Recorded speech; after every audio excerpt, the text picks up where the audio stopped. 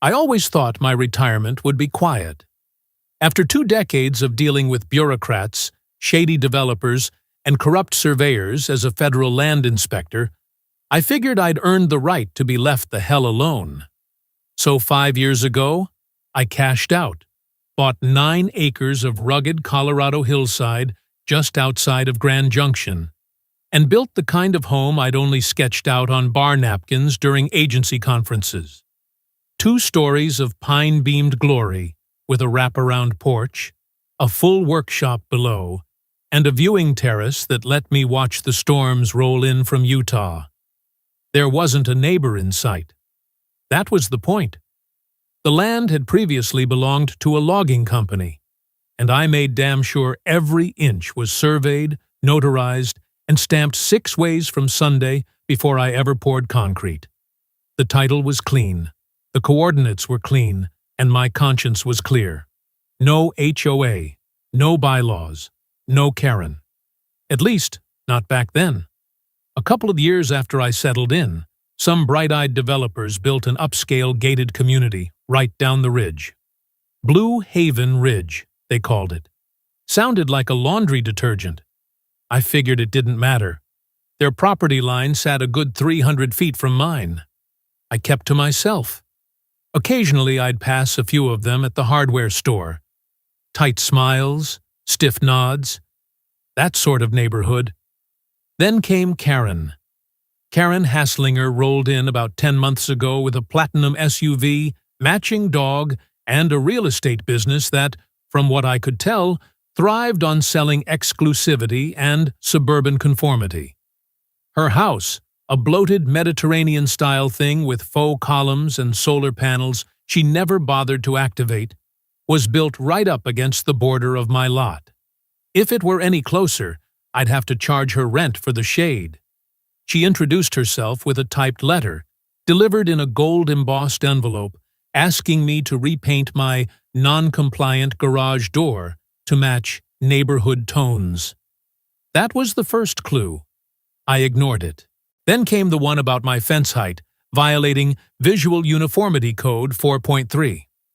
Cute. I didn't respond. After all, I wasn't a member of their HOA. Never had been. Never would be. Didn't stop her from trying. Over the next few months, the letters kept coming. Sometimes they were printed on HOA letterhead. Sometimes they were just hand-signed by Karen with little hearts over the I. There were complaints about the slope of my gravel driveway, the visibility of my tool shed from certain rear windows, and, my personal favorite, the fact that I sometimes left my porch lights on overnight, creating what she referred to as aesthetically jarring nocturnal pollution. My response was consistent. I tossed them all in the fireplace, but the pressure started to mount. I'd notice other Blue Haven folks glancing toward my land like I was some kind of wild coyote squatting on the edge of paradise. One family even installed an extra-tall privacy hedge that blocked out a full quarter of their western view, just so they wouldn't have to look at my unfinished cabin, which, by the way, was architecturally registered and locally celebrated by the Regional Builders Guild. Not that that mattered to Karen. I got the distinct sense that she wasn't just irritated, she was planning something. The letters started referencing community cohesion, property value preservation, and voluntary compliance opportunities. Bureaucratic gobbledygook, but I'd heard it all before, usually right before someone got sued. Then, one brisk Tuesday morning in October, I caught her standing on my side of the boundary line, holding what looked like a clipboard and pointing her phone at my solar panels. She didn't even flinch when I stepped outside and said, "You're trespassing." "Oh, I'm just gathering information," she chirped, like she was filing a birdwatching log. "For what, exactly?" I asked. She smiled. "Let's just say it's time we settled some things." That was the moment I realized this wasn't just passive-aggressive posturing anymore. Karen was gearing up for a move, and I had a bad feeling she was about to make it official. A week later, the war began. I was working on my lathe in the workshop, turning a piece of juniper for a custom table leg, when I heard the crunch of tires on gravel outside. I wasn't expecting anyone. I wiped my hands, stepped out into the sunlight, and there she was. Karen, in a navy blue pantsuit, standing at the edge of my porch with a smug little smile and a man by her side. He looked barely 30, in a cheap suit, 2 sizes too big, gripping a faux leather briefcase like he'd stolen it from a paralegal supply closet. "Thomas Edgrington," he asked, unfolding a file folder. "You've been served." He handed me a packet. At first, I thought it was some local permit nonsense. But no, this was a formal notice from Blue Haven Ridge HOA's legal counsel. Inside was a cover letter, a violation summary, and a map. A hand-drawn map, no less. One that looked like it had been copied from Google Earth, and then mutilated in Microsoft Paint by someone with a shaky mouse hand. According to this creative document, my house, specifically the northwest corner of my garage and part of the workshop roof, now protruded approximately 24 feet into land legally owned by the Blue Haven Ridge Homeowners Association. That's how they worded it. Protruded. Like my house had oozed across the line like a particularly rude glacier.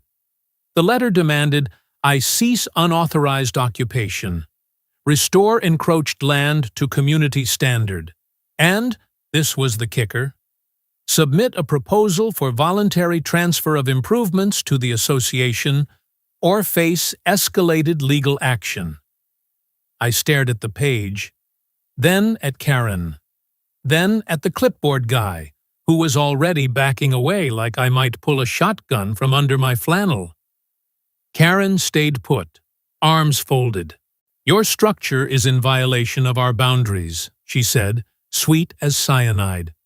"We're giving you an opportunity to resolve this amicably." "You think I built a house on someone else's land?" I asked. "Not someone else's," she corrected. "The community's." I nodded slowly. "And you did your due diligence before accusing me of theft?" "We conducted a thorough internal review," she said, and handed me a color printout. It was a copy of the same mangled satellite image with red lines scribbled across it. Our landscape committee determined the incursion using updated visual estimation. I let out a breath and took a step forward. "You've got 20 seconds to get off my property before I call the sheriff." Her expression didn't flicker. "We'll be following up shortly." "You just did," I said. "Now walk." They left, but not before she turned and said, loud enough for the neighbor's Ring camera to pick up, "You'll regret making this difficult." That was the moment I knew I wasn't dealing with an entitled HOA president anymore. I was dealing with a suburban warlord.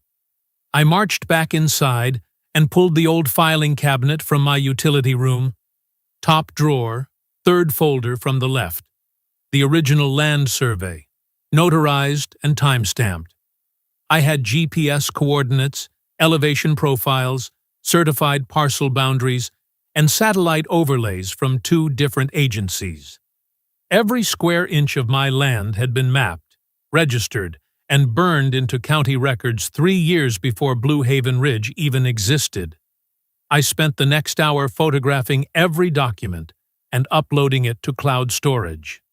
Then I called the Mesa County Land Services Department. I explained what happened. The clerk transferred me to a district engineer. I told him I needed a site inspection, urgently, and explained why. The man chuckled. "Oh, Karen's trying to annex property again?" "Again?" I asked. There was a pause. "Never mind," he said. "We'll send someone out." I didn't wait. The next morning, I drove into town, right to the office of Rocky Vista Geomatics, the best independent survey firm in the region. I'd worked with them during my years in the federal office. They knew the difference between a disputed fence and a full-blown boundary fraud. They agreed to start a complete GPS resurvey within 72 hours. I prepaid on the spot and asked for a priority report. I also requested a drone-based LiDAR sweep. If Karen wanted to play land games, I was going to drag her into a dimension of cartographic pain she wasn't remotely prepared for. By the time I got back home that evening, she'd left another letter wedged under my workshop door. This one was typed, single-spaced, and littered with phrases like good faith, amicable resolution, and avoidance of costly litigation. It ended with a highlighted sentence. This offer remains open for 48 hours. I didn't reply.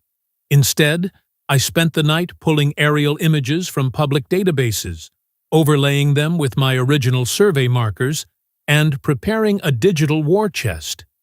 If she thought she could erase property lines with Photoshop and bad intentions, she was about to learn the difference between HOA fantasy and land law reality. The survey crew arrived 2 days later, just after sunrise, in 2 white trucks, with Rocky Vista Geomatics logos stenciled on the doors. 3 guys climbed out in heavy boots and windbreakers, dragging laser tripods and GPS receivers the size of lunchboxes. I greeted them with fresh coffee and a folder of the original documents, which they barely glanced at. Professionals, real pros, prefer their own readings. Fine by me. They set up along the southern edge first, working their way up the slope that bordered the HOA's property. I stayed out of their way but kept watch from the upper terrace, where I could see both my property and Karen's monstrosity of a house. The guys worked methodically, taking readings, flagging corners, double-checking pins I knew were buried deep and permanent. I felt a strange satisfaction watching it unfold, like watching a scalpel peel back a tumor.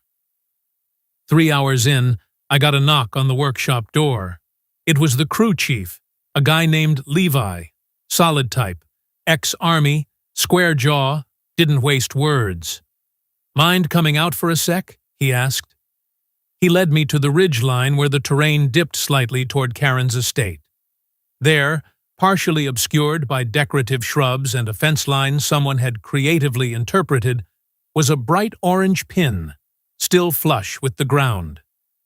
Levi tapped it with his boot. "Original 20T20 marker," he said, confirmed by GPS within 1 inch. I nodded. So far, so good. "Now," he said, pointing downhill, "take a look at this." We walked 20 feet toward the direction of Karen's backyard. He pulled back some ivy covering a rock wall, revealing another marker, but this one was clearly out of place. Whoever placed this one was off by about 30 feet. It's either a mistake or deliberate. He pulled out a tablet and showed me the preliminary overlay. And here's the kicker. Karen's back patio, her pool, part of her detached guest house, all of it's on your land. I stared at the screen. The red overlay showed her lot boundaries as they were recorded. The blue overlay, based on real GPS data, showed mine. Her estate was bleeding over into my parcel by nearly 8/10 of an acre. That wasn't a smudge. That was land theft. "I'll have a certified report on your desk tomorrow," Levi said. "This one's not even close." When they left, I didn't go inside. I just stood there for a while, looking down at her sparkling infinity pool. People had probably paid her to host HOA wine mixers there. Hell, she probably sold houses based on views from a terrace she didn't legally own. By sundown, I'd filed the first motion with the county clerk to register an encroachment dispute. I attached the old survey, the new data, a notarized affidavit from Levi's firm, and a formal statement of unauthorized structure occupation. Then I went a step further. I filed a preliminary cease and desist letter against Karen Hasslinger, personally, and one against Blue Haven Ridge HOA, collectively. Copies went by certified mail, email, and, for good measure, hand-delivered by a courier in a suit who I paid extra to wear sunglasses and look mean. I wasn't done. The next morning, I drove back to the county assessor's office and submitted an amendment to my property record, a formal claim of adverse occupation. That started a clock. If they didn't contest it with real documentation within 30 days, the claim would become part of public record. Karen must have gotten the letters by that afternoon. At 5 p.m. sharp, her lawyer, an actual one this time, called me and asked for a good faith sit-down. I declined. Instead, I posted a single sentence to the local Facebook community page. If you're going to accuse someone of building on your land, make sure your house isn't built on theirs. That's when things really blew up. Within hours, the post had over 200 likes and dozens of comments. People from Blue Haven, people I didn't even know, started asking questions. Someone reposted the map overlay, and then someone else, probably one of the survey crew, posted a before and after comparison using aerial photos from 2019 and now. Karen's house had grown. The pool had extended. The patio had been enlarged. But the land underneath? It was mine. That night, I sat in my workshop with a tumbler of bourbon, listening to coyotes bark in the distance while my phone buzzed non-stop. Private messages, screenshots, even someone claiming to be a former HOA board member who knew this was coming and had warned her months ago. I didn't reply. I just waited. Because now, it wasn't just about paperwork. It was about momentum. And Karen had just built her empire on my dirt. I woke up to war in my inbox. By morning, my Facebook post had gone viral, at least by small-town standards. The Mesa County Grapevine reposted it with the headline, "Who Really Owns Blue Haven Ridge?" Someone started a poll. Should HOA presidents know their own property lines? And Karen's name was front and center in every comment thread. She tried replying once, a bland paragraph about community integrity and disinformation. It was deleted within the hour after she started threatening to ban people from HOA events, despite the obvious fact that Facebook isn't a gated community. The next blow came from a very unexpected source, a teenager named Ben, who lived 2 doors down from her. He uploaded a drone video, shaky but damning, that showed her pool construction over time. Time lapse. You could literally watch the concrete pore creep across my property like a slow-moving infection. By noon, I got a knock at the door. It wasn't Karen this time. It was Greg Porter, a retired dentist and one of the original residents of Blue Haven Ridge. I'd never spoken more than a few words to him before. He stood there in a flannel shirt and a look that said he'd just had the worst coffee clutch of his life. "She's calling an emergency HOA gathering," he said. "Says we need to defend our borders." "Our?" I asked. He sighed. "Look, not everyone's with her. Just watch your back, all right?" I didn't like the sound of that, so I kept my cameras rolling and checked the perimeter twice that afternoon. The vibe had shifted. The HOA folks weren't just ignoring me anymore. Some were openly watching. Then came Sunday.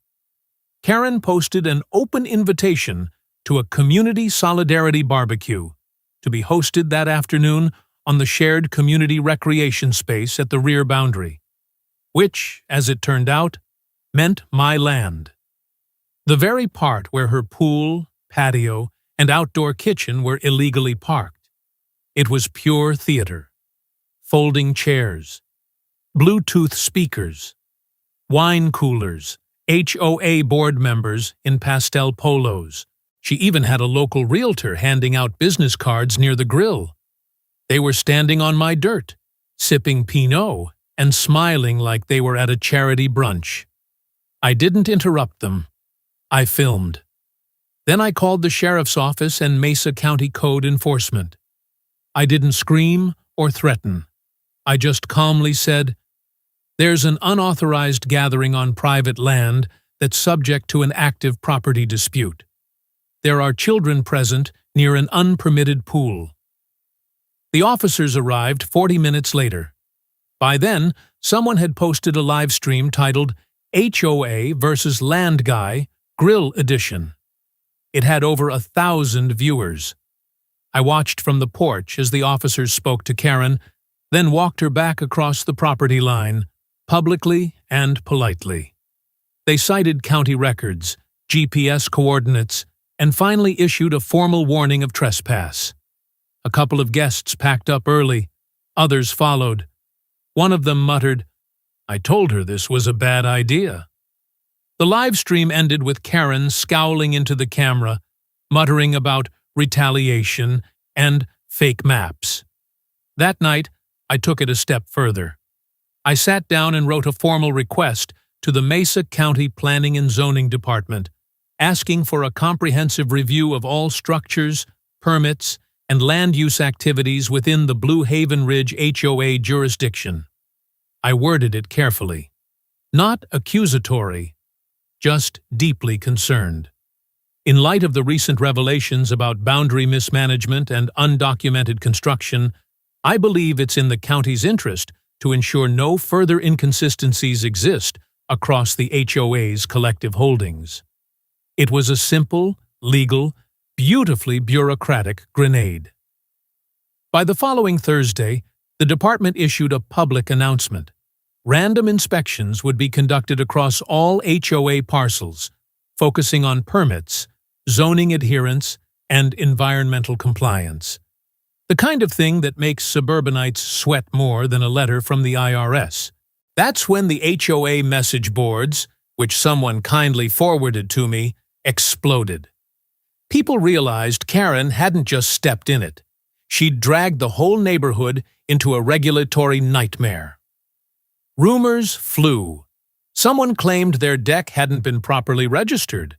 Another whispered that Karen had helped expedite approvals for friends in exchange for campaign donations. Campaign donations? Yep. Turned out Karen was planning to run for County Land Advisory Council. Because of course she was. And just like that, the barbecue became her Waterloo. The shared community space had become a legal minefield, and Karen had marched the HOA across it in flip-flops with a grill spatula.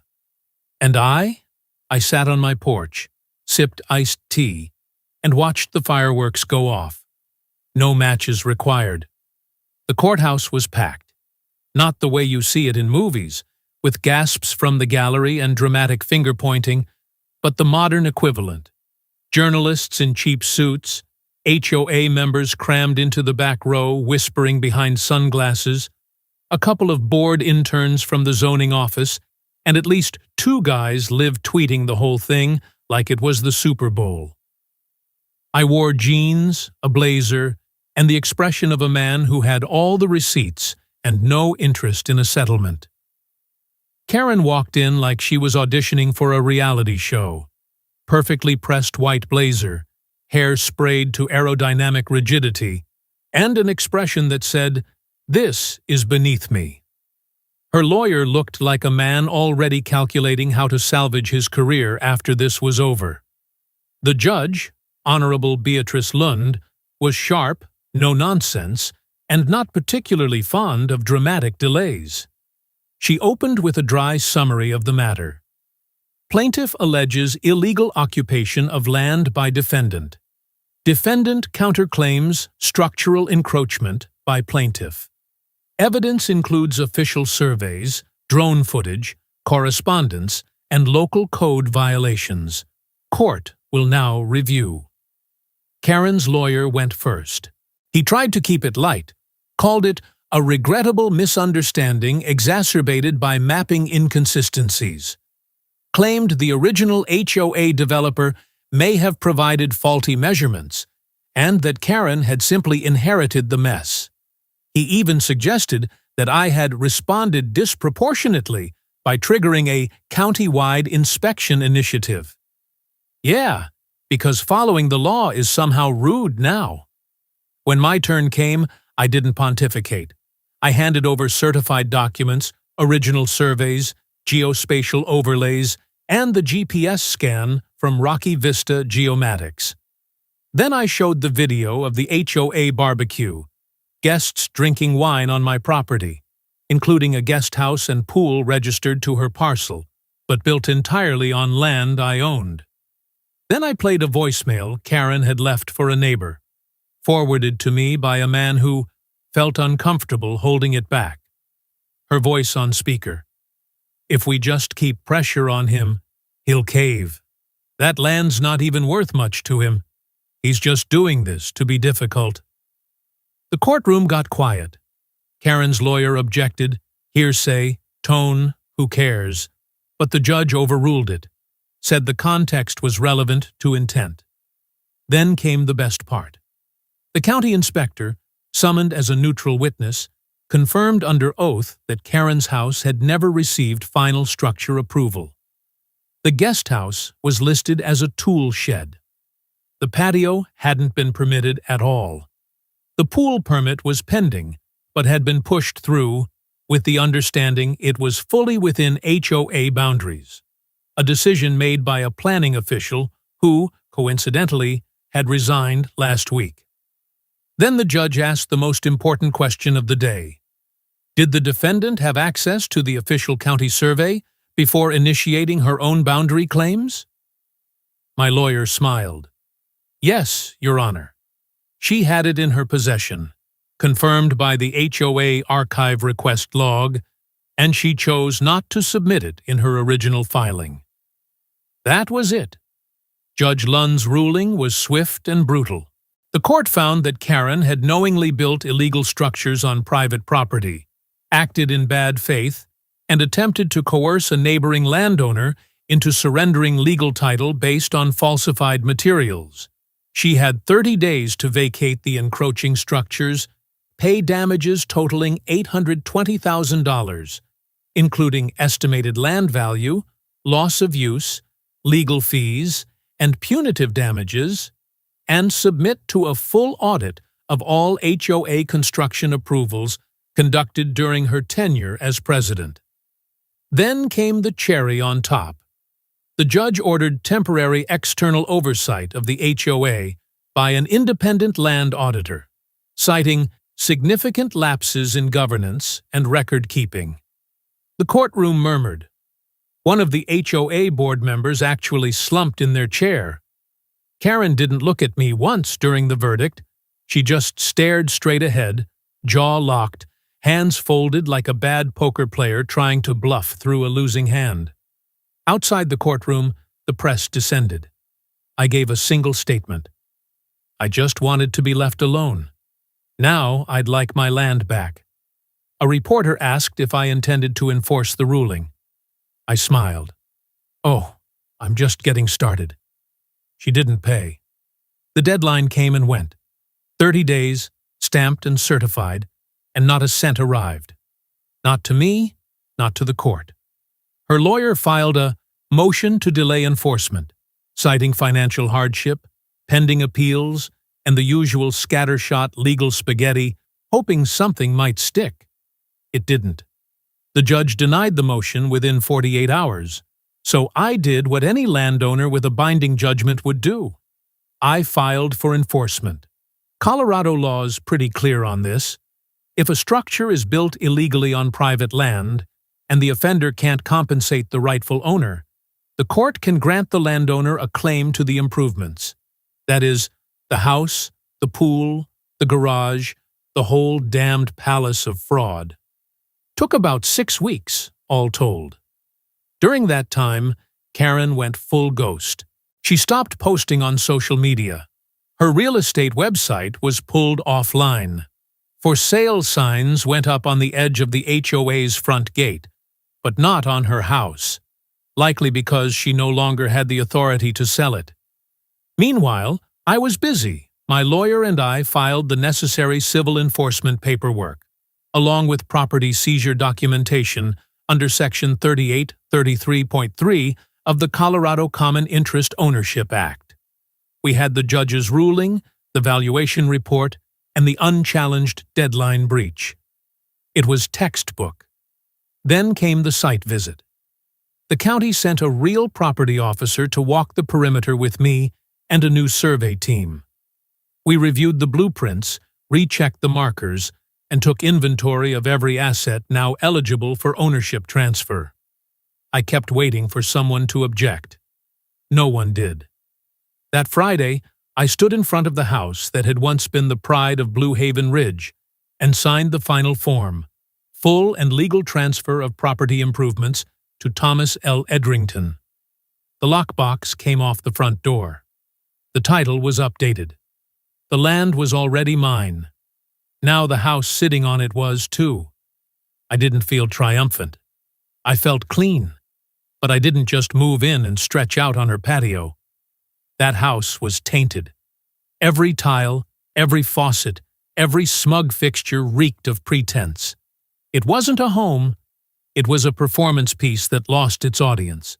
So I did something better.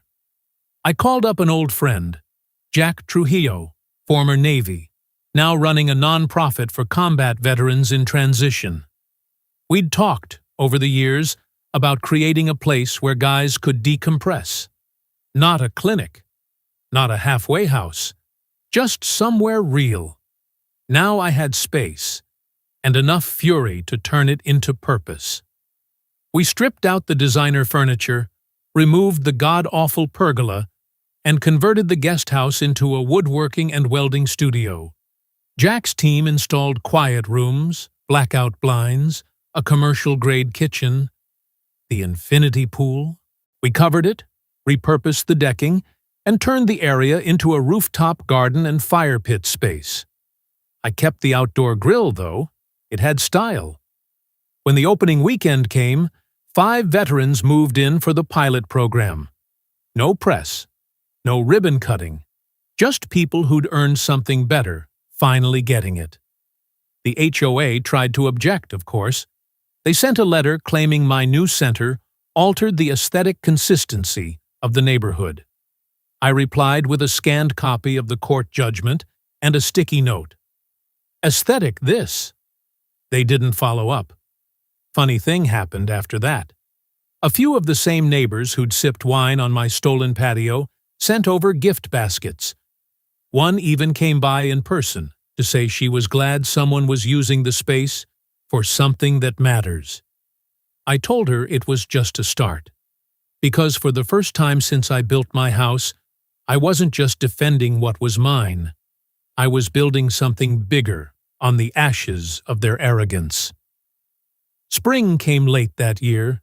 Snow stuck to the ridge lines into April, and wild grass finally started pushing through by May. One afternoon, I was replacing a floodlight behind the workshop when a silver sedan pulled up near the edge of the drive. Out stepped Karen, thinner, dressed down, sunglasses too big for her face. She stood by the gate, didn't approach. I didn't wave. She didn't either. She looked at her old house, my house now, and then turned back to her car and drove off without a word. I figured that was her goodbye, or maybe her defeat. 2 weeks later, I installed a new sign right along the property line, big enough to read from the HOA's rear trail path, but tasteful. No neon, carved oak. Private property. If you think it's yours, bring a map, a real one. That weekend, some of the Blue Haven folks came by. No wine, no clipboards, just neighbors, finally. One brought pie, another offered to mow part of the West Hill since I'd done enough shoveling. As for Karen, word got around she lost her real estate license. The state board reviewed her conduct after the court case and pulled it quietly. No press, no scandal, just erasure. HOA leadership changed. Mandatory audits stuck around. The place got quieter. Better. And me? I finally got to sit on that upper terrace again with a cup of black coffee and the kind of peace I'd built this house for, only now I had 2.